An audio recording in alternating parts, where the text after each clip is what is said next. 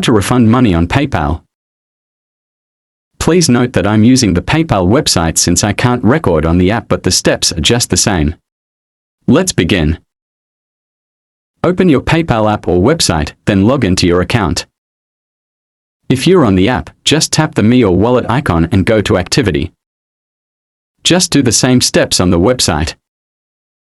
Then, click the payment you want to refund.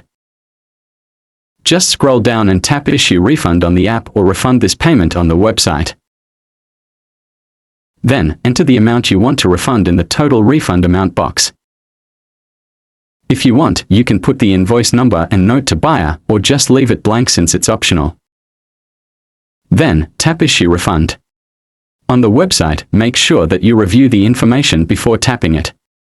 On the app, just click the Continue button, review the information, and click Issue Refund. And that's basically how to refund money on PayPal. I hope you learned something new today. Thank you.